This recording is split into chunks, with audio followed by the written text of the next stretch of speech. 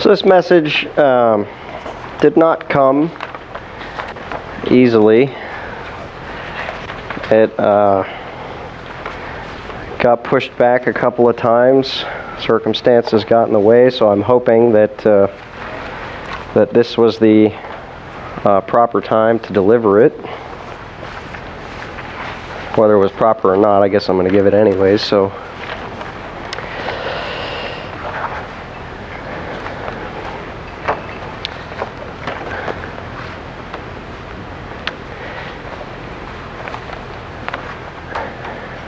I can't remember the exact reason why this story kept coming to mind over the last couple of months, but it was something that I had experienced before I got converted, and I'm not exactly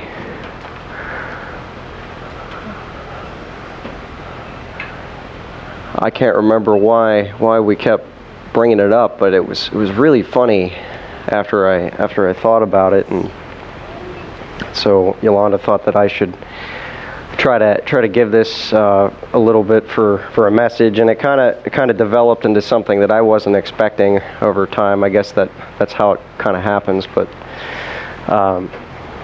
so there was an experience in my past that I thought of recently. At the time, I thought it was an area I was very familiar with, but to my great surprise and shock, I found my failings. Now that I'm a little older and I look back and I have to laugh, because no matter how disappointing this experience was in life, it only has greater challenges down the road. But I learned from my failings and I analyzed what I could remember about it. This was the first time I tried to make a pizza from scratch. I woke up early one morning and I wasn't working at the time, so I had the day to choose something to do. So I decided to make a pizza. I was excited to try because I had not yet tried to make dough. I also thought that the experience after it was done would be better if I waited to eat. I felt like I should have no problem since I spent so much time cooking that learning how to make dough shouldn't be too difficult. So I printed a recipe off from the computer. I read the instructions. Some of the details did not seem that clear about the dough rising and letting the yeast set up, so I decided just to wing it. I mixed the flour together, threw the yeast in, and immediately began to work the dough. I forgot to let the dough rise. I was hungry at this point. A couple hours had gone by already, and I noticed my dough did not seem to rise at all. So I decided to add more flour till I had enough dough to work with. I quickly molded the dough to the pan and began to put the sauce and the toppings on it. It looked like a good pizza on the surface, but the dough did not rise. And I forgot something else that always seemed to make pizza better. I didn't pre-bake the dough. So I had my pizza in the oven. I cooked it till it looked golden brown, and the cheese was melted. I couldn't wait to try it. By the time the pizza was finished, the kitchen was a mess. Pans and dishes were everywhere. So I set the pizza on top of some trays I had on the counter. It kind of looked like several unstable pans making a tower. So I started to cut the pizza, and I noticed that the dough was kind of hard, and the crust did not rise like I had thought. I tried to scrape the pizza from the pan and found that the dough had stuck to the pan and didn't seem like the dough had cooked right. So I was struggling to get it off the pan, and my tray started to tip. My scraper finally pried the pizza from the tray, and in a split second, I watched my pizza fly into our garbage can. That was filled with trash. I was not only shocked but disappointed over the entire experience, and to top it off, I hadn't eaten anything. I don't really remember what I did after that. I don't know if I ate or went somewhere to get some food, or if I went back to bed feeling wiped out from the entire event.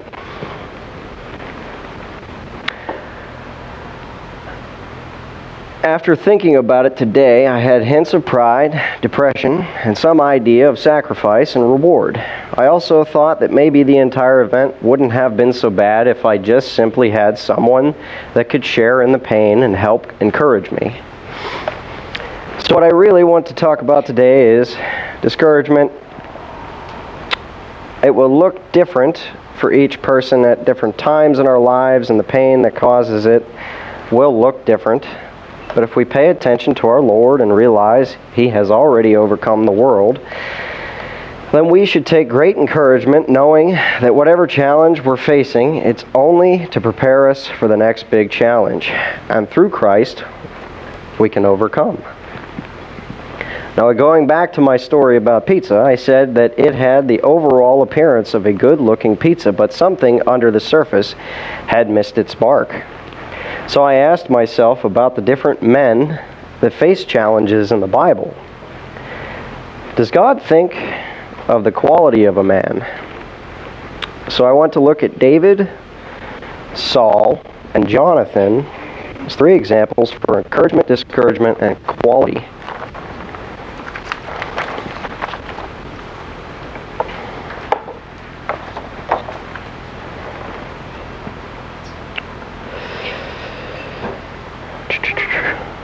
Okay, since the timeline of events starts with Saul, I think we'll go with 1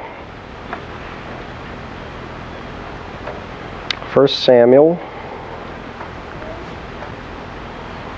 starting at verse 17 through 24. I might have missed the chapter number. Hold on.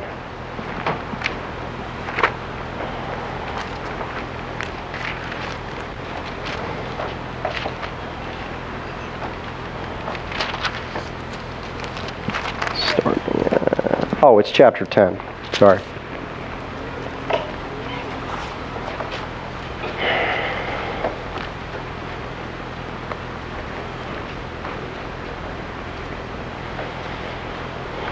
Okay. Thereafter, Samuel called the people together to the Lord at Mizpah. And he said to the sons of Israel, "Thus says the Lord, the God of Israel, I brought Israel up from Egypt and delivered you from the hand of the Egyptians, and from the power of all the kingdoms that were oppressing you. But you today rejected your God, who delivers you from all the calamities and your distresses. You have said, 'No, but set a king over us.' Now therefore present yourselves before the Lord by your tribes and by your clans." Thus Samuel brought all the tribes of Israel near, and the tribe of Benjamin was taken by lot. Then he brought the tribe of Benjamin near by its families, and the Matrite family was taken. And Saul, the son of Kish, was taken, but when they looked for him, he could not be found. Therefore they inquired further of the Lord, "Has the man come here yet?" So the Lord said, "Behold, he is hiding himself by the baggage." So they ran and took him from there. And when he stood among the people, he was taller than any of the people from his shoulder upward. And Samuel said to all the people, "Do you see him who the Lord has chosen? Surely there was no one like him among all the people." So all the people shouted and said, "Long live the king."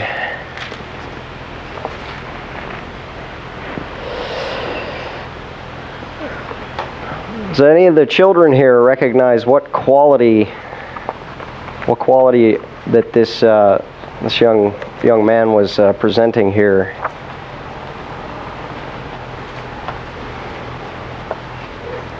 Anybody take a guess?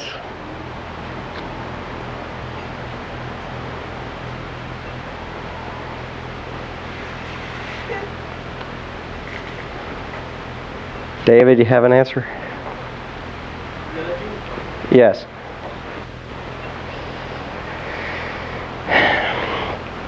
And what physical feature did Saul have? Anybody?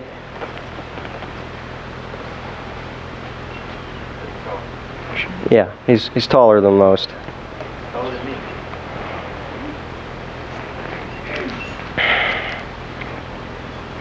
Turn to 1 Samuel 11, 6 through 11.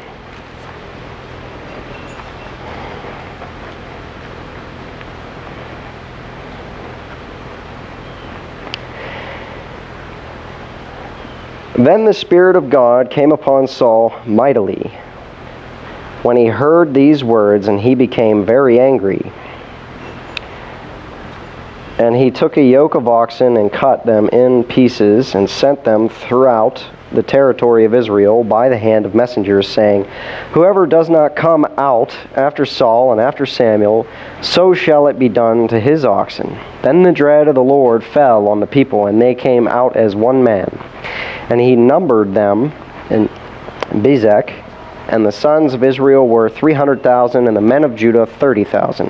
And they said to the messengers who had come, Thus you shall say to the men of Jabesh Gilead, Tomorrow, by the time the sun is hot, you shall have deliverance. So the messengers went and told the men of Jabesh, and they were glad. Then the men of Jabesh said, Tomorrow we will come out to you, and you may do to us whatever seems good to you. And it happened the next morning that Saul put the people in 3 companies, and they came into the midst of the camp in the morning watch and struck down the Ammonites until the heat of the day. And it came about that those who survived were scattered, so that no 2 of them were left together.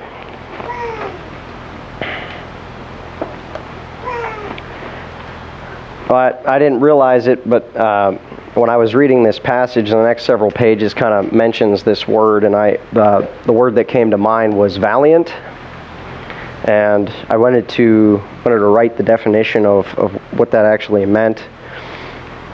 And valiant meant strong, courageous, possessing or acting with bravery or boldness, heroic feats. And it says it over and over again about Saul.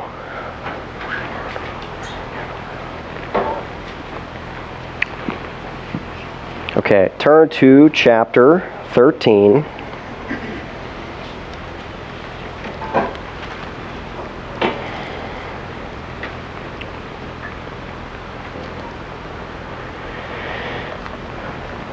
Saul was 40 years old when he began to reign, and he reigned 32 years over Israel. Now Saul chose for himself 3,000 men of Israel, in which 2,000 were with Saul in Michmash, and in the hill country of Bethel, while 1,000 were with Jonathan at Gibeah of Benjamin. But he sent away the rest of the people, each to his tent. And Jonathan smote the garrison of the Philistines that was in Geba, and the Philistines heard of it. Then Saul blew the trumpet throughout the land, saying, Let the Hebrews hear. And all Israel heard the news that Saul had smitten the garrison of the Philistines, and also that Israel had become odious to the Philistines. The people were then summoned to Saul at Gilgal. Now the Philistines assembled to fight with Israel, 30,000 chariots, and 6,000 horsemen, and people like the sand which is on the seashore, in abundance. And they came up and camped in Michmash, each of Bethaven. When the men of Israel saw that they were in a strait, for the people were hard pressed, then the people hid themselves in caves and thickets and cliffs and cellars and pits. Also some of the Hebrews crossed the Jordan into the land of Gad and Gilead. But as for Saul, he was still in Gilgal, and all the people followed trembling. Now he waited 7 days, according to the appointed time set by Samuel. But Samuel did not come to Gilgal, and the people were scattering from him. So Saul said, Bring to me the burnt offering and the peace offering. And he offered the burnt offerings, and it came about, as soon as he finished offering the burnt offerings, that behold, Samuel came, and Saul went out to meet him and greet him. But Samuel said, What have you done? And Saul said, Because I saw that the people were scattering from me, and that you did not come within the appointed days, and the Philistines were assembling at Michmash, therefore I said, Now the Philistines will come down against me at Gilgal, and I have not asked the favor of the Lord. So I forced myself and offered the burnt offering.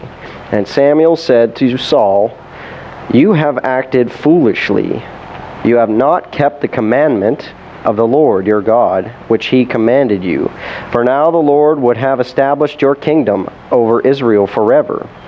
But now your kingdom shall not endure. The Lord has sought out for himself a man after his own heart, and the Lord has appointed him as ruler over his people, because you have not kept what the Lord commanded you. Then Samuel arose and went up from Gilgal to Gibeah of Benjamin. And Saul numbered the people who were present with him, about 600 men.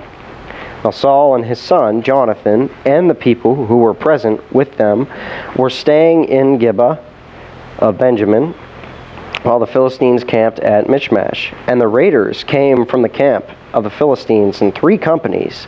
One company turned toward Ophrah to the land of Shaul, and another company turned toward Betharon, and another company turned toward the border which overlooks the valley of Zeboim, toward the wilderness.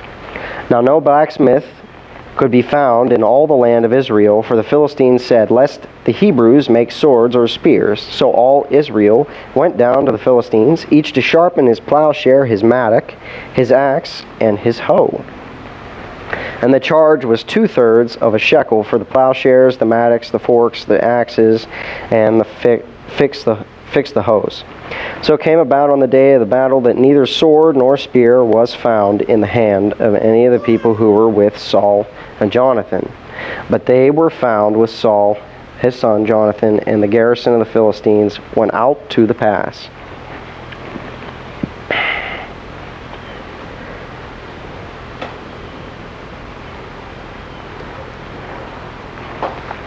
What does everybody think about the actions of Saul in this event?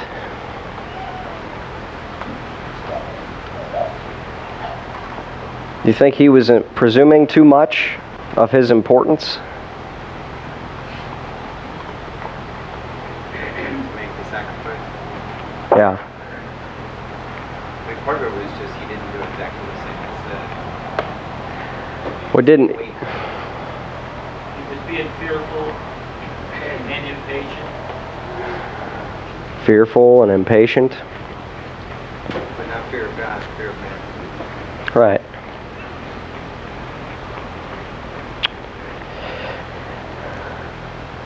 So the thing that stood out to me is this is right when you start to see the pride of Saul start to come out. Doesn't want to admit his failings in that way, and starts to make decisions outside of the realms of God's decision making. Let's turn to chapter 15.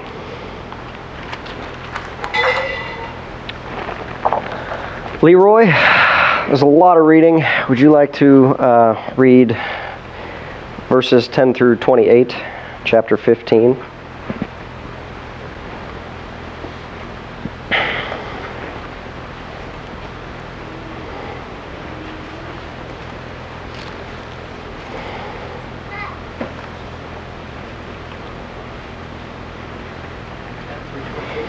Through 28.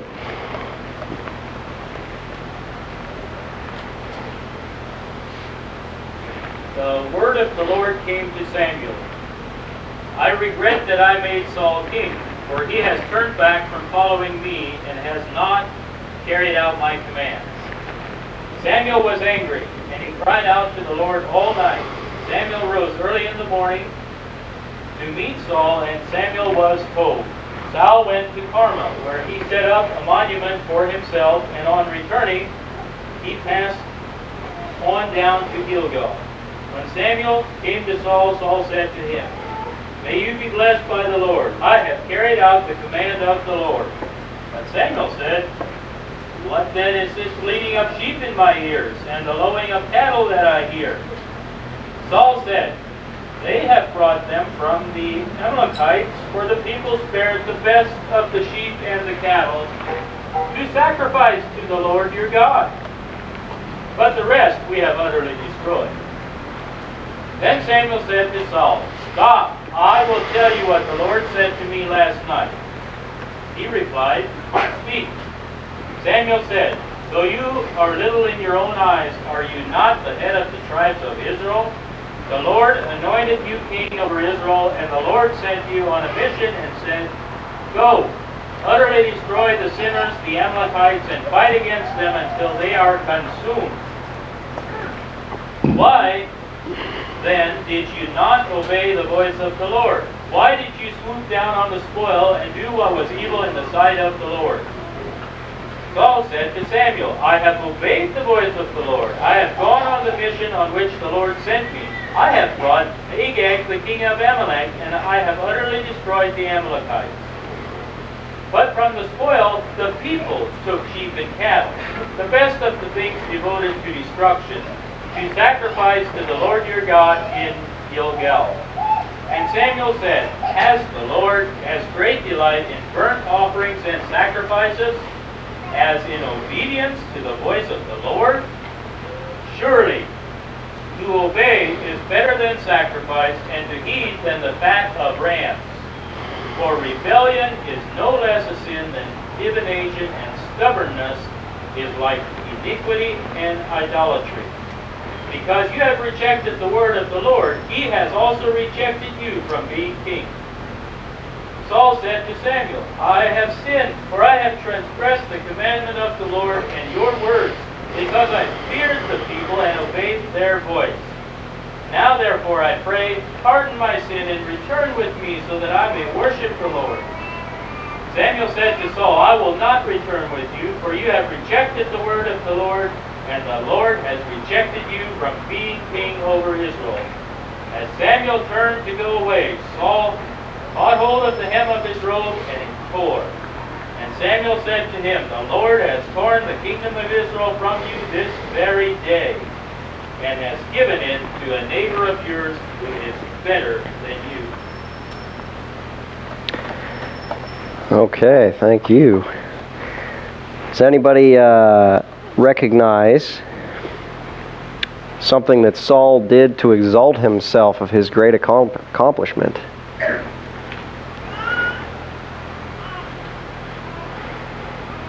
Anybody can say. Build a monument, exalting himself for his great accomplishment. Does anybody recognize when Samuel starts to rebuke him what he says his excuse is for disobeying?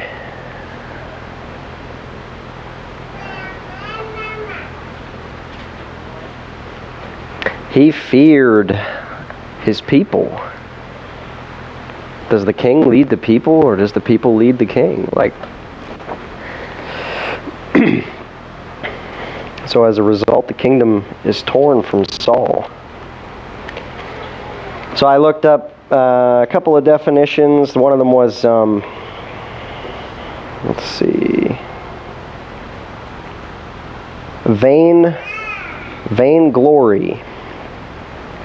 is pride in one's achievement.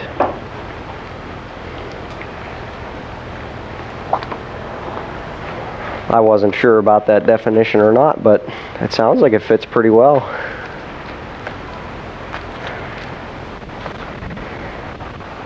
Okay, let's turn to chapter 18, verse 15.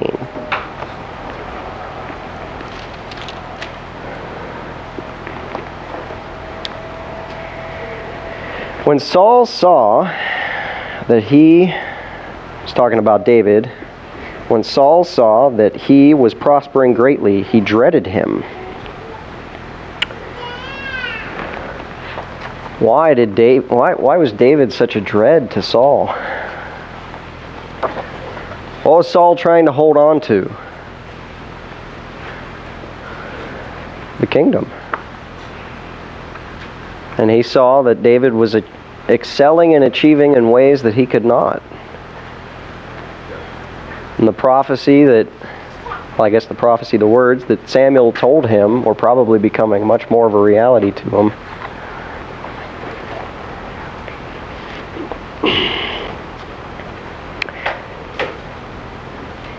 Now I wanted to read all that so we could paint a picture of Saul and some of the qualities that he had. In the beginning, he had quite a lot of good qualities. Wasn't too big in his own eyes. Might have had some humility at first. Maybe the exaltation from the people, of him conquering, got to his head and kind of gave in to some of those temptations. So now I want to take a look at David. So turn to chapter 16, verses 12 through 23. In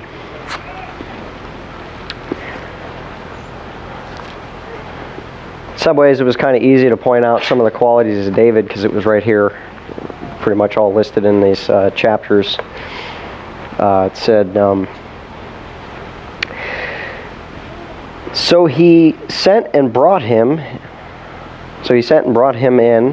Now he was ruddy with beautiful eyes and handsome appearance. And the Lord said, Arise, anoint him, for this is he.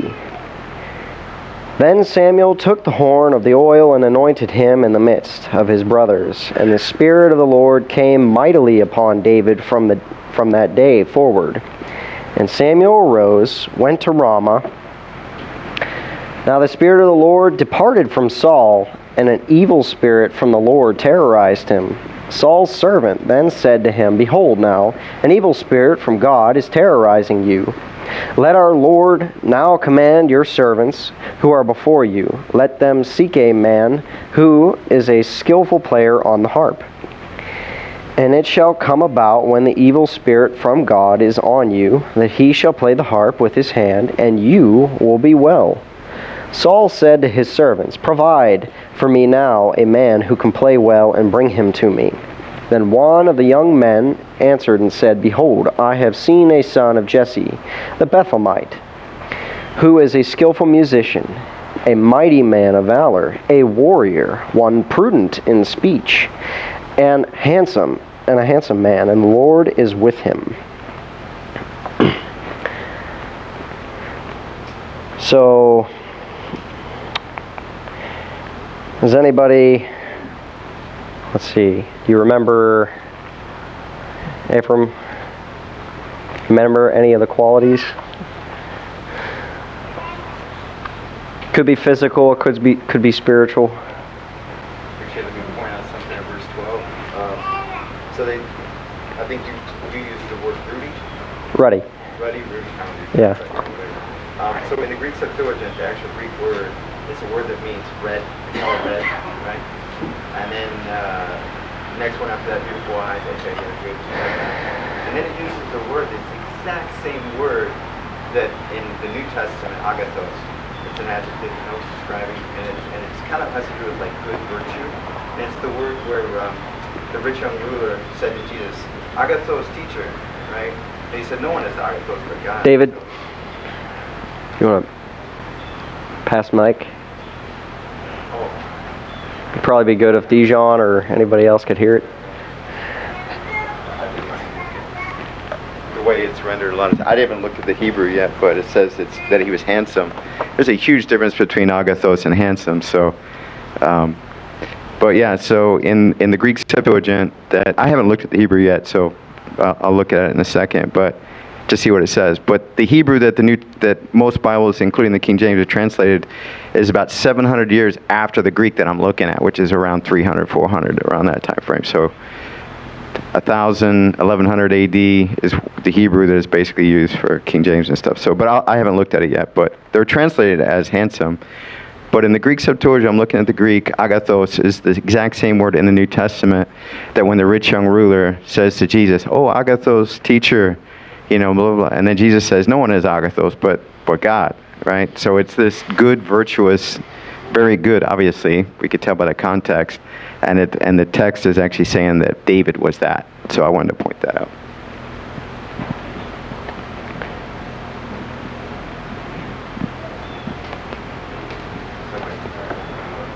Good qualities, anything? He's handsome. Okay, well, so there was one one that stood out to me, the list that I had was prudent. Prudent in his speech is what it said.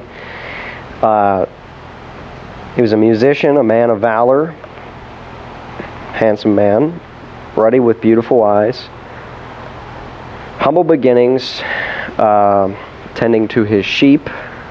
Anybody that has read David at all probably knows that that's where he began. But the detail about being prudent, I wasn't sure about the definition, so I looked it up, and it said he used his tongue wisely. A quality of a man that has much wisdom is one that can control his tongue.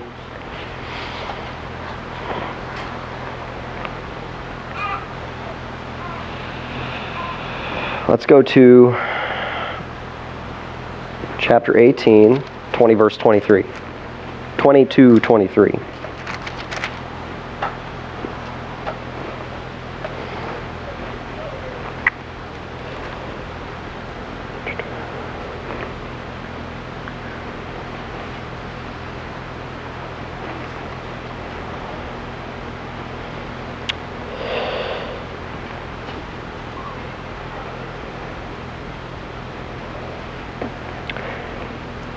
Now Michal, Saul's daughter, loved David.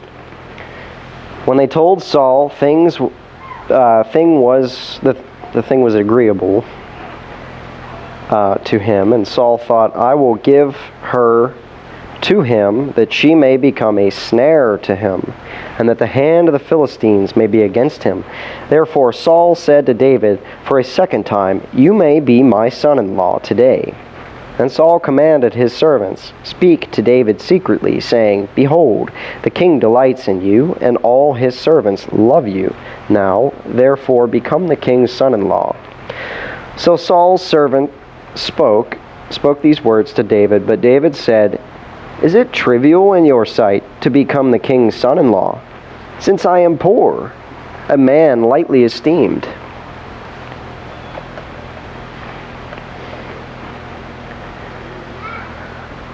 Sounds like he accounted Saul very highly and had a level of humility for himself.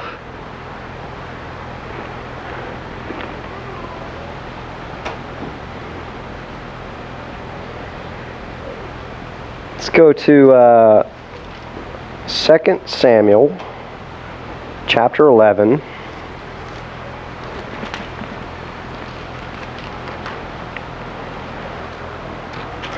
Lots and lots of good qualities for David. I didn't want to leave this detail out because I know there's a lot of people that will like to paint the picture that David had a very good account, but they must remember his failings in this area. And so Daniel, would you be willing to read this?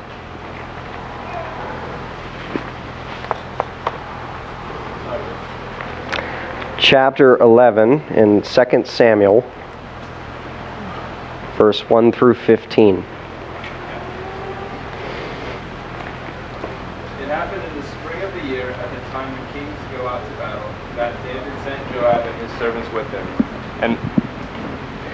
and all Israel, and they destroyed the people of Ammon and besieged Rabbah.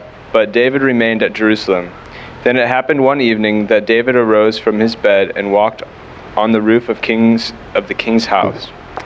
And from the roof he saw a woman bathing, and the woman was very beautiful to behold.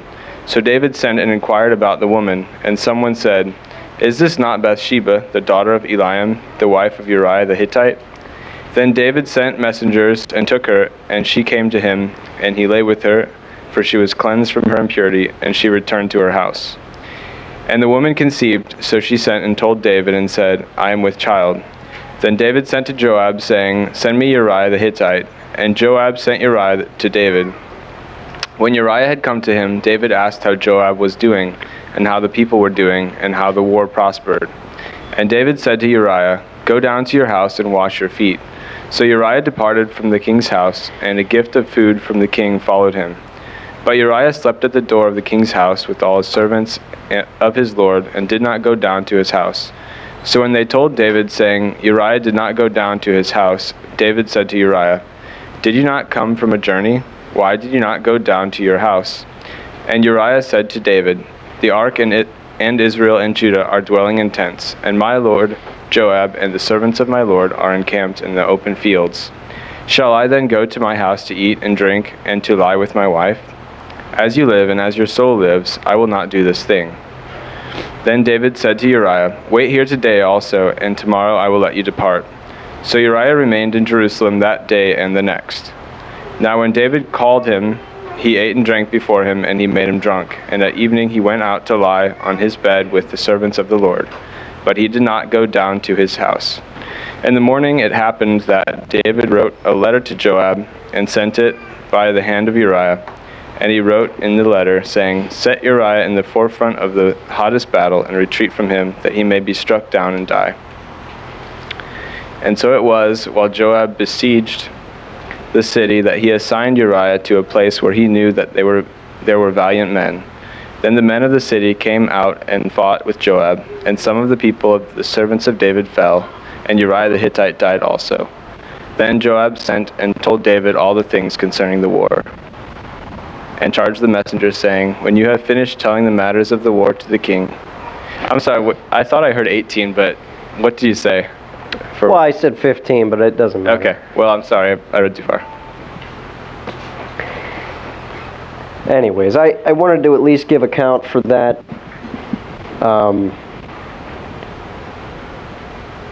And we were trying to decide, me and my wife were trying to decide on what to kind of say about this situation, and what would have led to such a decision. And we kind of thought that idleness was kind of in the picture. You know, he chose not to do what, I guess it was in the season of the time of the kings that were supposed to go to war, but he chose to stay at home, possibly too much time on his hands. And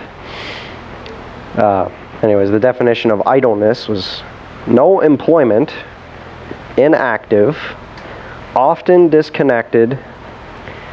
I'm sure this is talking about an engine, but I'm sure it has a similar meaning. It says, so that power is not used for useful work.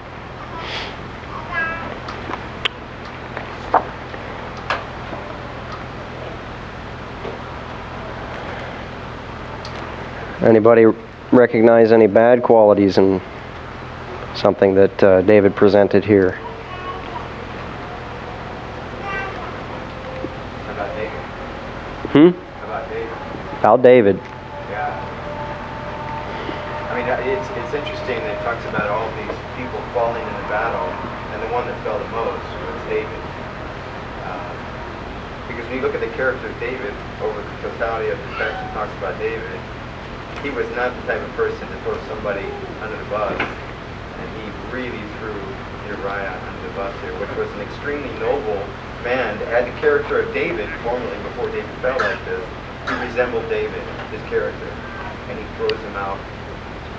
A part about that decision that really, as I was reading it, maybe it's just not,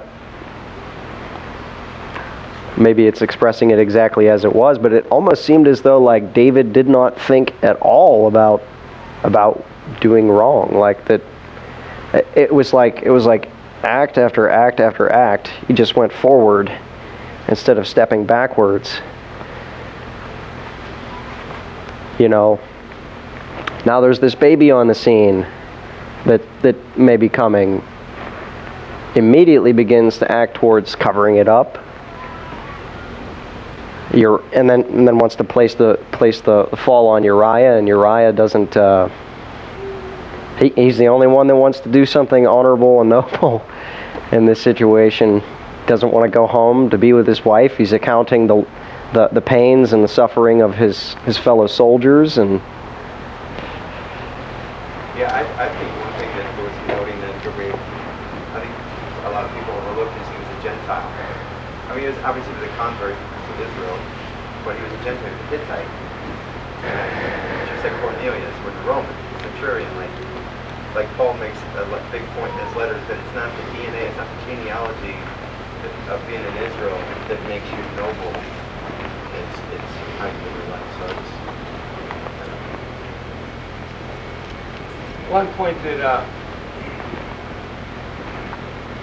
David followed the sin of Saul, and that doesn't mind me talking about that, but he followed the sin of Saul. When he went out to battle, the king would lead the way. That's the way you fight.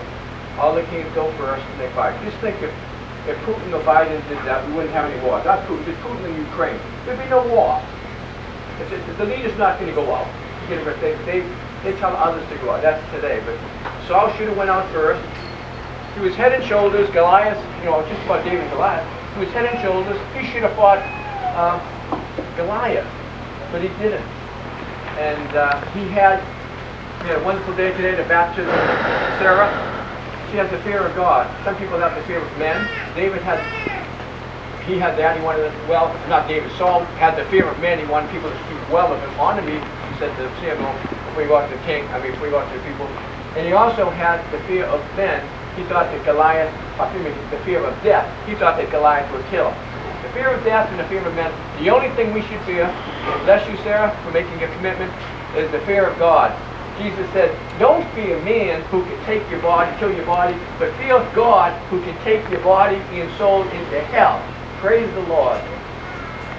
Well, everybody that has read the account of David obviously knows that David repented, humbled himself, but it did come at a cost. It did come at a price. Anybody remember what God said to David through the prophet? What would happen to his household?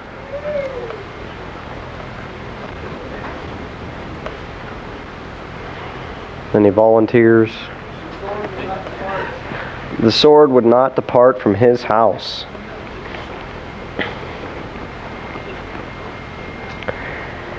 And then finally, because I thought that between Saul and David there was quite a bit of discouragement, it seemed like, and it only seemed appropriate to account for how Jonathan behaved as a good friend to David. So let's go with 1 Samuel chapter 14, 1 through 23.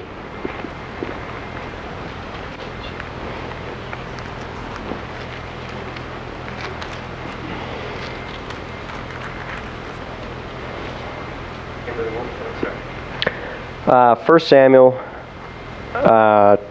chapter 14, verse 1 through 23. I'm trying to paint the picture for the quality of these men. So, David, could you hand the mic to Robert? I didn't raise my hand. I'm just volunteering people at this point.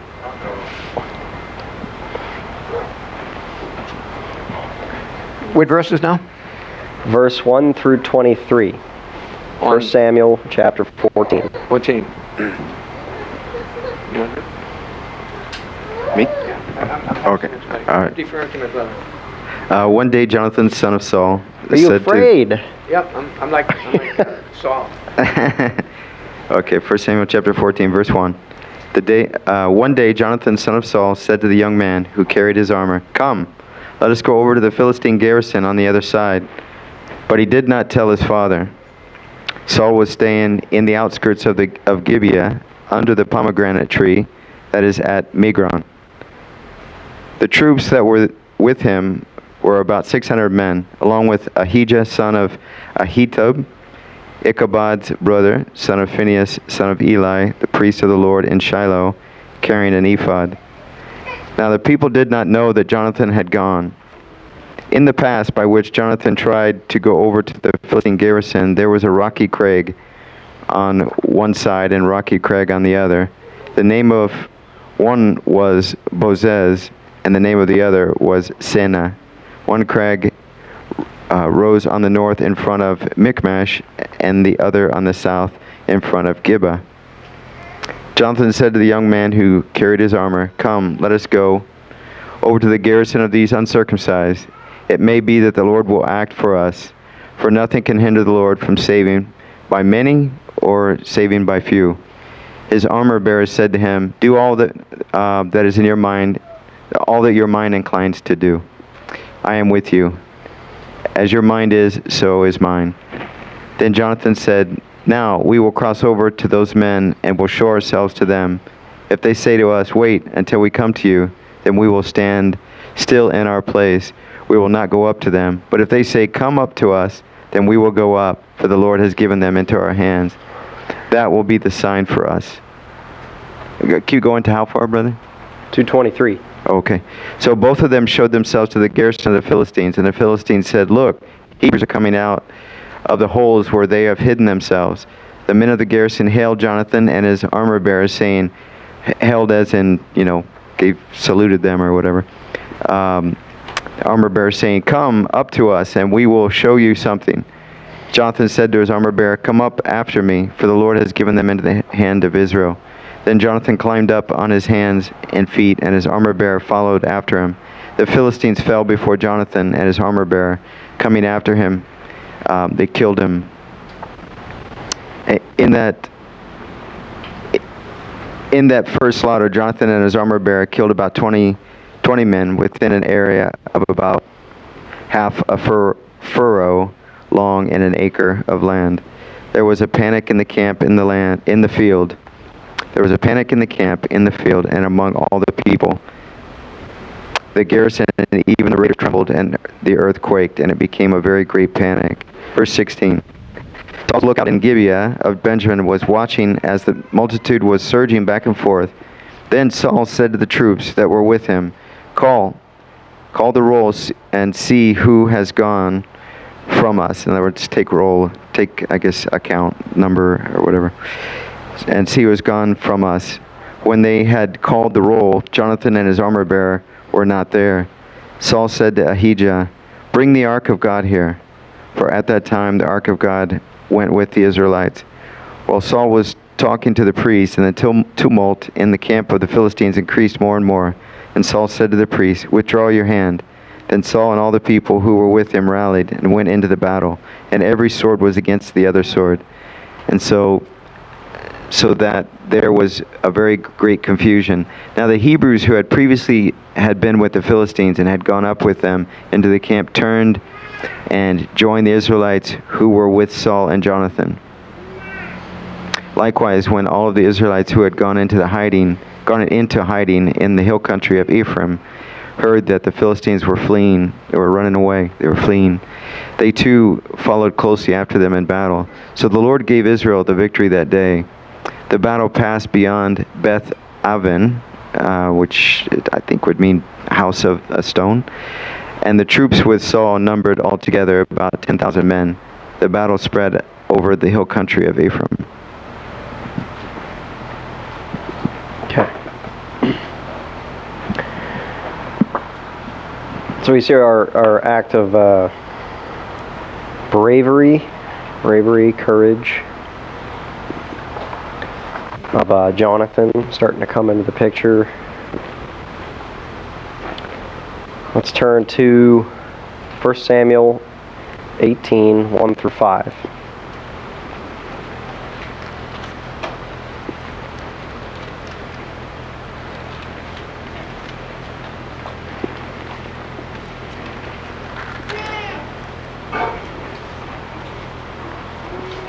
Okay.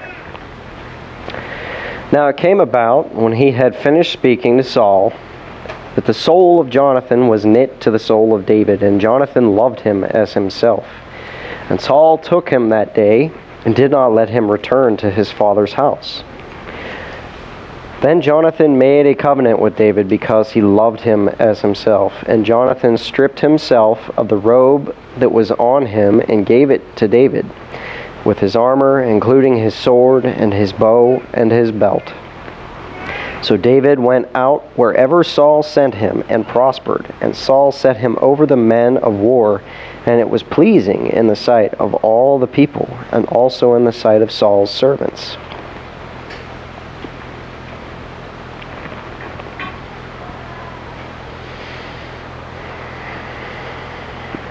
What do people think about Jonathan's actions?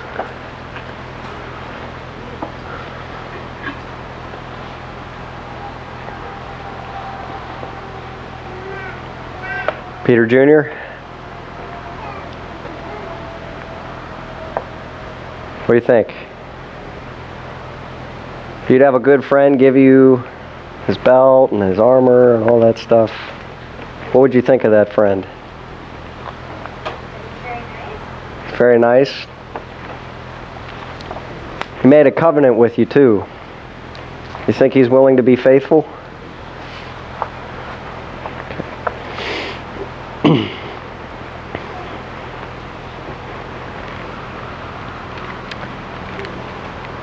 Okay.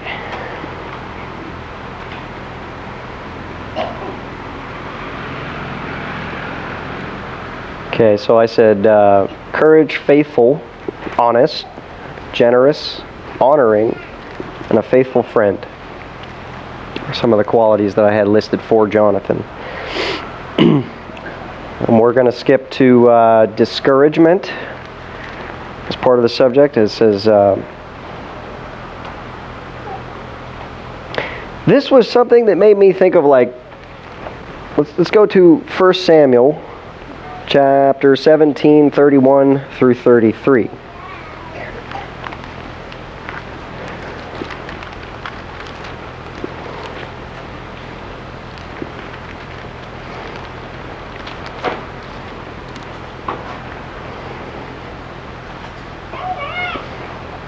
Okay, it says, when the word which David spoke were heard, they told them to Saul, and he sent for him. And David said to Saul, let no man's heart fail on account of him. Your servant will go and fight with the Philistine. Then Saul said to David, you are not able to go against the Philistine to fight with him, for you are but a youth, while he has been a warrior from his youth. Who do you think had more faith in that moment? Was Saul trying to be a little bit discouraging? We ever have those kind of moments in our life where, like, afraid of the outcome of somebody choosing to do something, and I don't think we recognize how discouraging those kind of moments can be to somebody who's trying to stand up to do something that's right and honest. And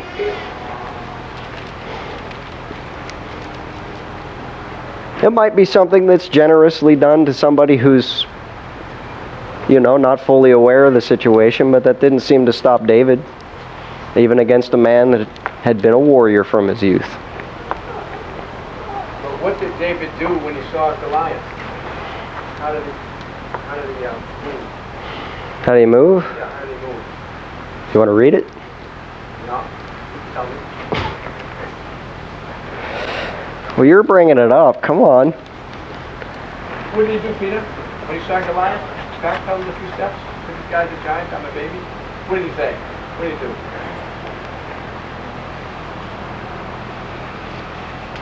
Samuel, what did he do?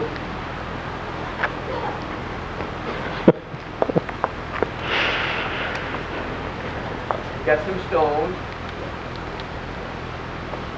Sasha, what did he do?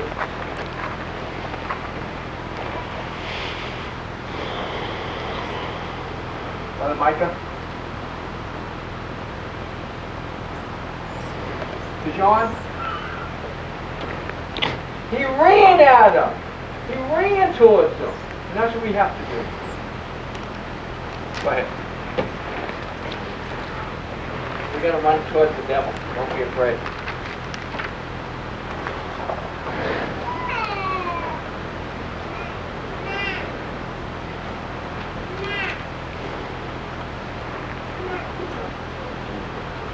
Okay.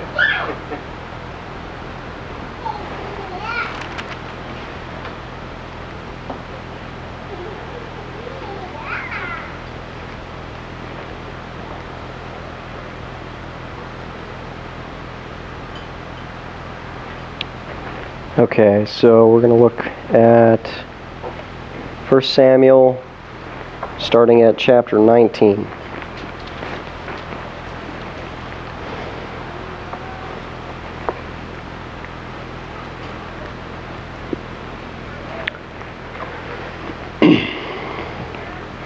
Now Saul told Jonathan, his son, and all his servants to put David to death. But Jonathan, Saul's son, greatly delighted in David. So Jonathan told David, saying, Saul, my father, is seeking to put you to death.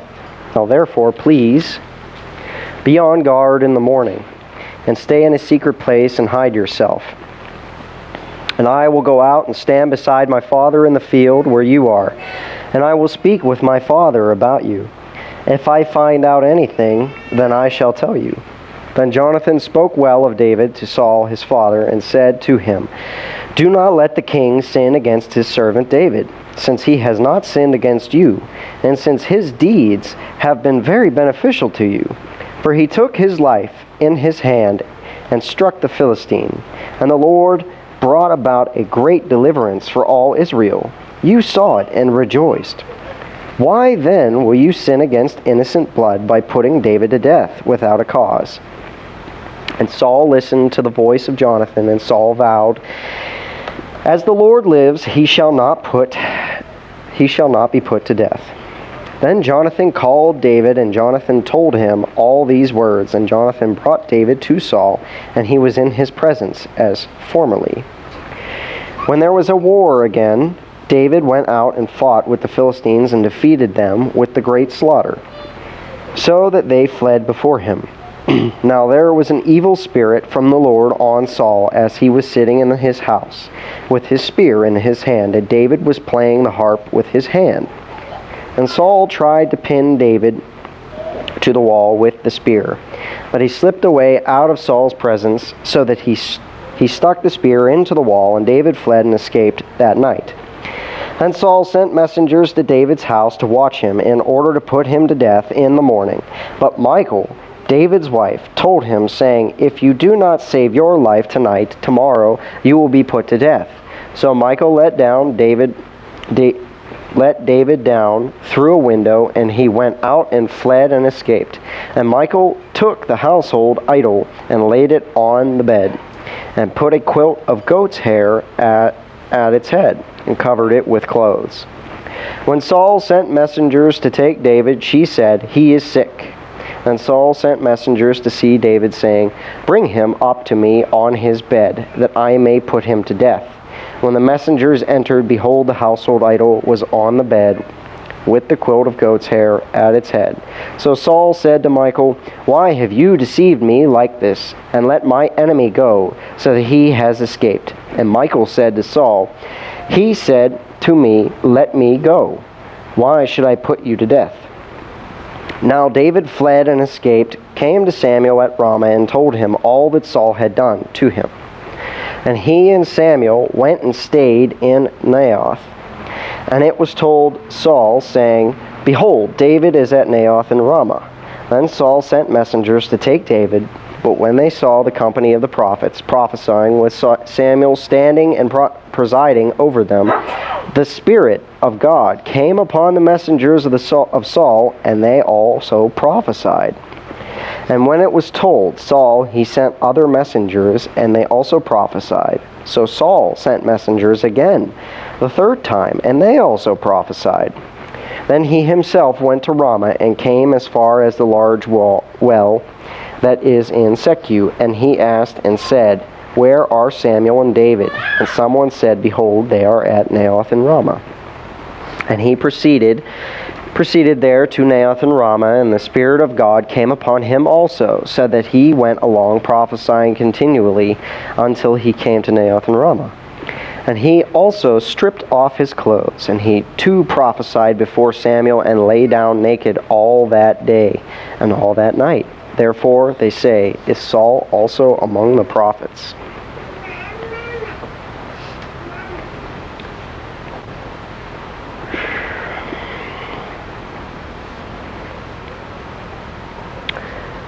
You think David would be a little discouraged at this point? having the king hunt him down.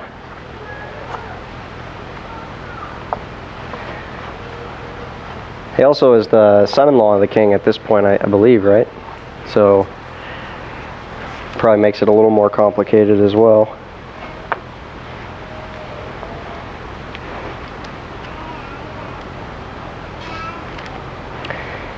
I may have gotten these a little out of order, but go back to chapter 18, 7 through 23.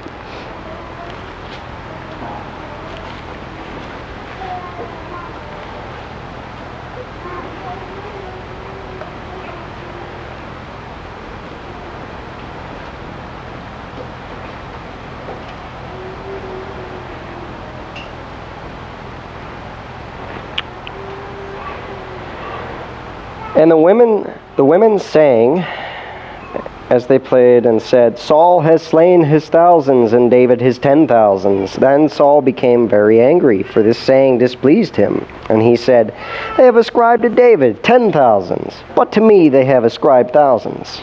Now what more can he have but the kingdom? And Saul looked at David with suspicion from that day. Now it came about on the next day that an evil spirit from God came mightily upon Saul, and he raved in the midst of the house, while David was playing the harp with his hand, as usual, and a spear was in Saul's hand. Saul hurled the spear, for he thought, I will pin David to the wall. But David escaped from his presence twice. Now Saul was afraid of David, for the Lord was with him, but had departed from Saul. Therefore Saul removed him from his presence, and appointed him as his commander of 1,000. And he went out and came in before the Lord, or before the people. And David was prospering in all his ways, for the Lord was with him. When Saul saw that he was prospering greatly, he dreaded him. But all Israel and Judah loved David, and he went out and came in before them. Then Saul said to David, Here is my older daughter Merab. I will give her to you as a wife. Only be a valiant man for me, and fight the Lord's battles. For Saul thought, My hand shall not be against him, but let the hand of the Philistines be against him. But David said to Saul, Who am I? And what is my life, or my father's family in Israel, that I should be the king's son-in-law? So it came about at that time, when Merab, Saul's daughter, should have been given to David, that she was given to Adriel the Meholathite for a wife.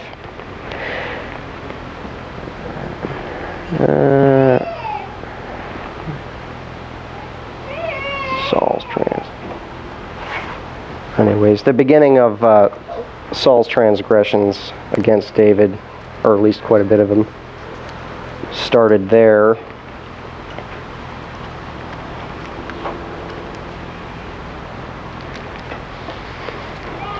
Okay. Let's see. So we already read. Right. Saul 1,000, but David tens of thousands.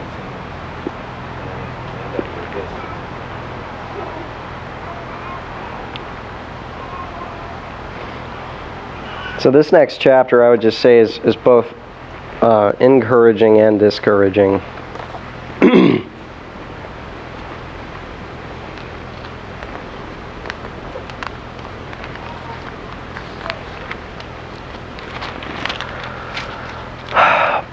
Brother, would you be willing to read chapter 20?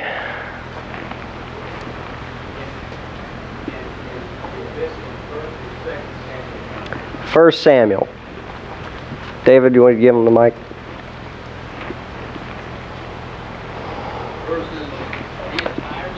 The entire chapter. So I did a lot of reading. And David fled Naioth in Ramah, and came and said before Jonathan, What have I done? What is mine iniquity? And what is my sin before thy father, that he seeketh my life?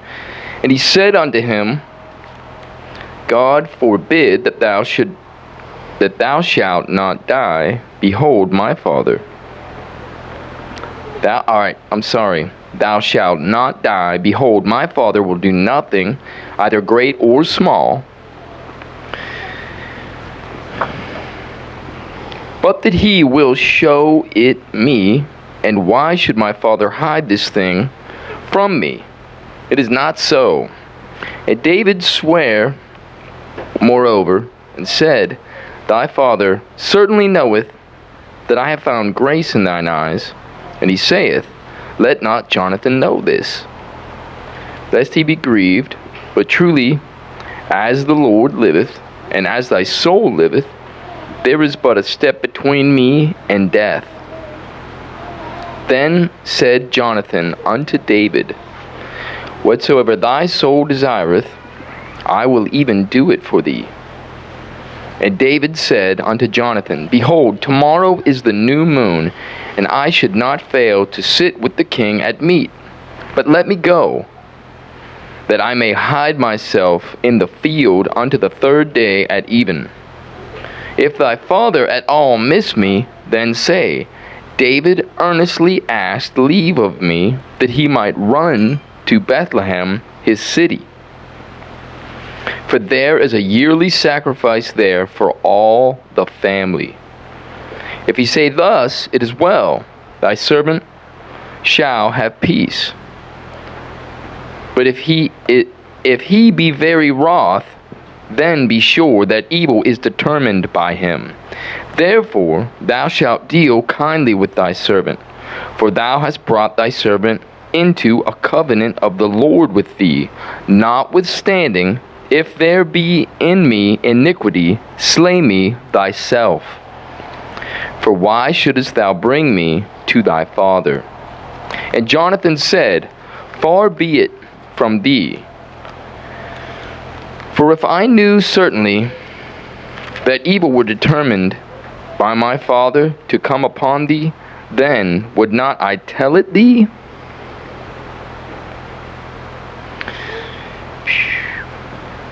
Can I have a different translation? When I used to read this all the time, but I just can't read this orally. Like, it's just, is anybody anybody have not a King James right now? Okay, thank you.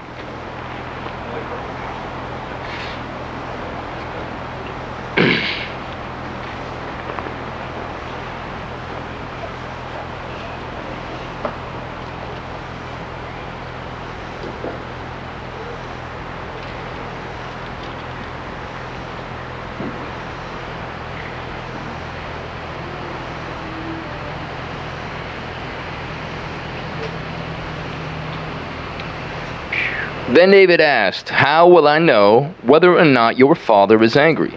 Come out to the field with me, Jonathan replied. And they went out there together. Then Jonathan told David, I promise by the Lord, the God of Israel, that by this time tomorrow or the next day at the latest, I will talk to my father and let you know at once how he feels about you. If he speaks favorably about you, I will let you know. But if he is angry and wants you killed, may the Lord strike me and even kill me if I don't warn you, so you can escape and live. May the Lord be with you as he used to be with my father. And may you treat me with the faithful love of the Lord as long as I live. But if I die, treat my family with this faithful love. Even when the Lord destroys all your enemies from the face of the earth. So Jonathan made a solemn pact with David, saying, May the Lord destroy all your enemies. And Jonathan made David reaffirm his vow of friendship again, for Jonathan loved David as he loved himself. Then Jonathan said, Tomorrow we celebrate the new moon festival. You will be missed when your place at the table is empty. The day after tomorrow, toward evening, Go to the place where you hid before, and wait there by the stone pile. And I will come out and shoot 3 arrows to the side of the stone pile, as though I were shooting at a target. Then I will send a boy to bring the arrows back. If you hear me tell him, 'They're on this side,' then you will know, as surely as the Lord lives, that all is well, and there is no trouble. But if I tell him, 'Go farther,' the arrows are still ahead of you, then it will mean that you must leave immediately, for the Lord is sending you away. And may the Lord make us keep our promises to each other, for he has witnessed them." So David hid himself in the field, and when the new moon festival began, the king sat down to eat. He sat at his usual place against the wall, with Jonathan sitting opposite him, and Abner beside him. But David's place was empty. Saul didn't say anything about it that day, for he said to himself, "Something must have made David ceremonially unclean." But when David's place was empty again the next day, Saul asked Jonathan, "Why hasn't the son of Jesse been here for the meal either yesterday or today?" Jonathan replied, "David earnestly asked me if he could go to Bethlehem. He said, 'Please let me go, for we are having a family sacrifice. My brother demanded that I be there, so please let me go away to see my brothers.' That's why he isn't here at the king's table." Saul boiled with rage at Jonathan. "You stupid son of a whore." Dreadful. He swore at him, "Do you think I don't know that you want him to be king in your place? Do you not think I don't know that you want him to be king in your place, shaming yourself and your mother? As long as that son of Jesse is alive, you'll never be king. Now go and get him so I can kill him." "But why should he be put to death?" Jonathan asked his father. "What has he done?" Then Saul hurled his spear at Jonathan, intending to kill him. So at last Jonathan realized that his father was really determined to kill David. Jonathan left the table in fierce anger and refused to eat on that second day of the festival, for he was crushed by his father's shameful behavior toward David. The next morning, as agreed, Jonathan went out into the field and took a young boy with him to gather his arrows. "Start running," he told the boy, "so you can find the arrows as I shoot them." So the boy ran, and Jonathan shot an arrow beyond him. When the boy had almost reached the arrow, Jonathan shouted, "The arrow is still ahead of you. Hurry, hurry, don't wait." So the boy quickly gathered up the arrows and ran back to his master. He, of course, suspected nothing. Only Jonathan and David understood the signal. Then Jonathan gave his bow and arrows to the boy and told him to take them back to town.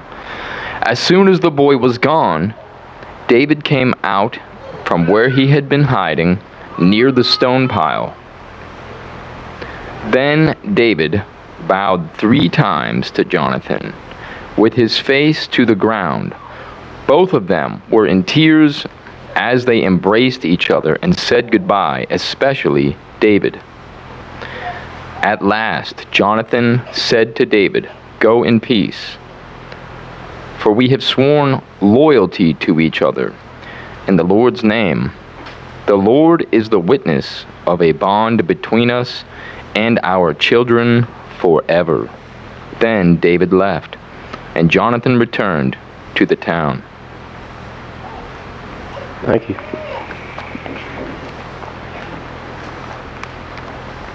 I'm sure for anybody that has had to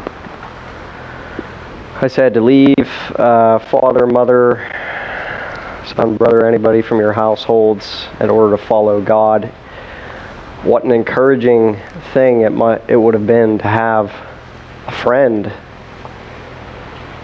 that was helping you to depart, to escape your death, your doom. Before I decided to look into David and Saul and Jonathan, I was going to look into Job, because he seems like the utter epitome of discouragement. But there was one verse that I found just while reading briefly that I thought would fit for this.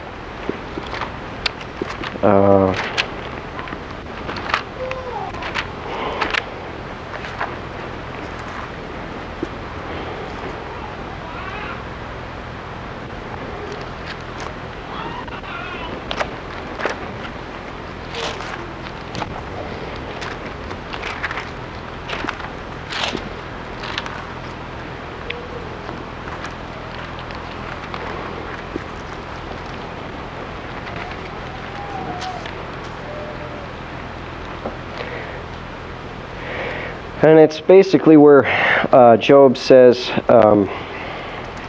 friends are no help. Well, it seems like Jonathan was pretty helpful in that situation, but it was Job 6:14, and it just says, while he's answering his friends, it says, "For the despairing man there should be kindness from his friend."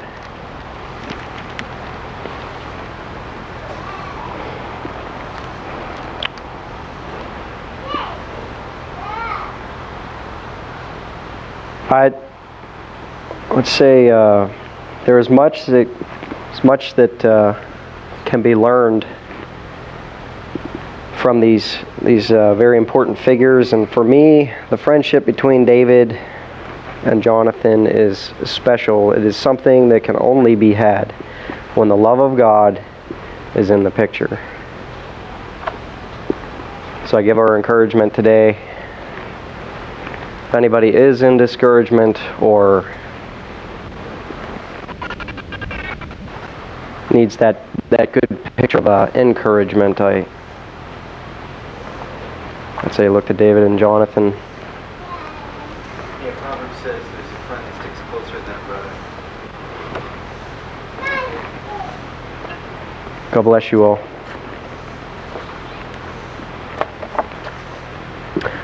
Many comments have been said already, I'm sure, but you're welcome to say as much as you want. Greg, that thing that you said about Ethicos, does it solely refer to a whole quality of good, or is it something else? Is it the same way that an author might have spoke about Daniel, Meshach, Shadrach, and Abednego? Yeah, actually, I appreciate you brought that up, because after I took a closer look at the Hebrew and started comparing to the Greek, I do want to correct myself.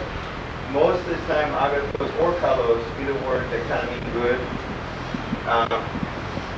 Probably more so agathos is more the idea of virtue, but not always. Sometimes it's just good. And when I looked at the Hebrew, when it's just using the word tov, which just means good, and then it uses a word where it's like in Hebrew, it's like, well, I know they're claiming that this is the appearance, like good appearance. Then I looked closer at the Greek and like, oh, okay. It's agathos, or this horasis is the Greek word that has to do with appearance, or it's related to the root of seeing. And it's like, oh, okay, no, this is more about good appearance, or good, somebody seeing them, and good appearance, in other words. And I think more that's what it is. So I think in this context, thank you for pointing that out. I was kind of, thanks for drawing attention to that, brother. Yeah, I think in this case it's more probably not so much about virtue, but more about good appearance. Probably handsome, probably. So. Okay, I'm going to get in trouble for this one, but the last verse that you read, Brother Robert, about David and Jonathan. David had a love with Jonathan was greater than the love with women. seems a homosexual person would like that verse, you know. I'm saying Solomon, or the writer of Ecclesiastes, said, I've looked for 1,000 women, but I haven't found one. Okay? So my contention is, if we have a godly wife, I think that our love for her is just as strong as David's love for Jonathan, even stronger. At that time, there wasn't many godly women around. And you brothers can help me with that. I don't like, it's in the scriptures, his love for Jonathan was greater than love for women. But some of the women they married or they had, they weren't the epitome of the Proverb 31 woman, so to speak. So I think us brothers who are married, if we have a wife that is godly, that our love can be reciprocal, can be greater than the love of David or Jonathan, or just as great. And I stand corrected in that. If anyone wants to jump in. I'll just see. I'm trying to remember. What was the wife? I'm trying to think that David had a few wives. But the Abigail, was it? I think it was Abigail. 6 or 7 wives. So Abigail, if I'm remembering right, this is the one that was virtuous. She showed it not only with the husband that got struck down because his wickedness, because of lack of gratitude, or even the lack of hospitality towards David and his men when they were running from Saul. So he struck him down, and then she came to David, and then he took her as his wife. And then even on other occasions, the text doesn't record a whole lot, but she was a woman of character that was married to David. So Better than the love that David had for Jonathan or not? well, I don't think the text records any kind of comparison like that, but I know it does say that, which is great. It's awesome it says that, but I'll just mention she seemed to have character. So yeah, I was one of the things that my thoughts went to when you were talking about the qualities of Saul, and I think it was when you read about him hiding among the baggage when they wanted to make him king, and I think it was maybe David who said that perhaps, I think that's where he was showing humility, and I think that may well have been humility, even true humility, but I think it was shallow. I think his humility was very shallow, and if that was real humility, I was just looking up a definition of humility as a modest or low view of one's own importance. He was small in his own eyes, but and it was a kind of humility, I would say. But David had that humility too, as well as a confidence in God. I guess that's what Saul maybe didn't have, was a confidence in God. You could think that David coming forward and anxious, offering to, I'll take on this giant, like that could look like pride. It could look like he has a high view just on the surface. And I think I'm not sure if what one of his older brothers says wouldn't even might have indicated that would have been what he was thinking. He told him that your place is taking care of the sheep. What are you doing here? You just came to see the battle. But I think David had a low view of his own importance, but I think he had a lot more confidence in God than Saul did.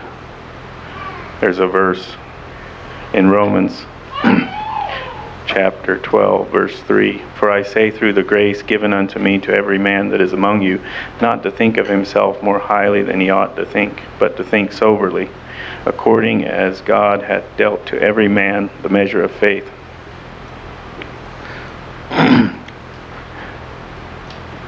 So I think that's what's important, is for us to not think more highly of ourselves than we ought to think, and to put our faith in God I do have some thoughts that I would want to share with you, Brother Robert, about what you said, but I'm not going to share them publicly. I have. Right. Yeah, I just wanted to say something about your comment, Robert. I never had given it any thought that would have been anything close to what you're saying. You know, that their relationship had anything like that. I mean, it's... That's what the homosexuals will say. That's their thing. Homosexual Christians will say David and Jonathan. I never heard that. I think it had way more to do with like truth and righteousness, that Jonathan sided up with David, and that I had to think of pictures from, or people from the New Testament that are, in my mind, kind of similar to some of these figures that were talked about. I think of Saul being similar to Simon the sorcerer. Saul was in the kingdom. Simon the sorcerer was baptized into the church, and he seemed to make some havoc in the church, and so did Saul in the kingdom, and the kingdom was taken from him.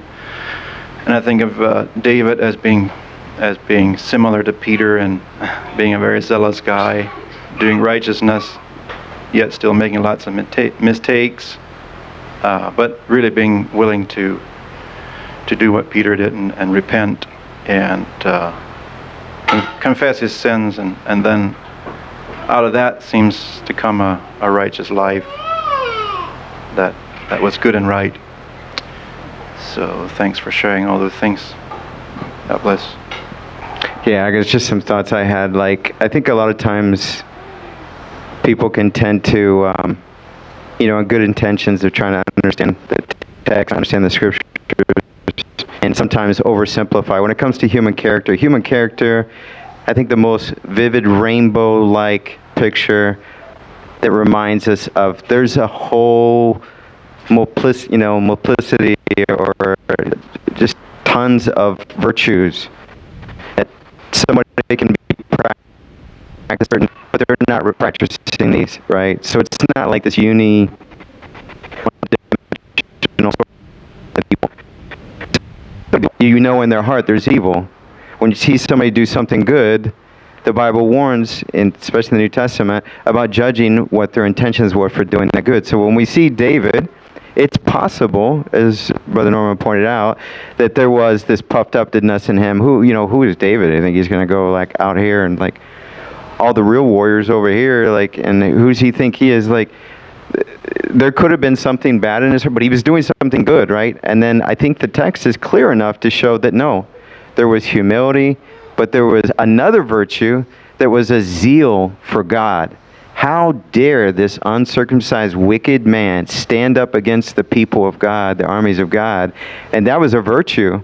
That, together with being, little in his own sight, overpowered that. Because if we as Christians just all we have is humility, that's it. No other virtues, just humility. You're never going to do anything for God.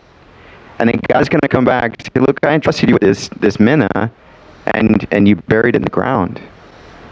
And you just say, you wicked servant. But there's other virtues that need to come into play to go together. And when they combine together, they create something very beautiful, like a rainbow. So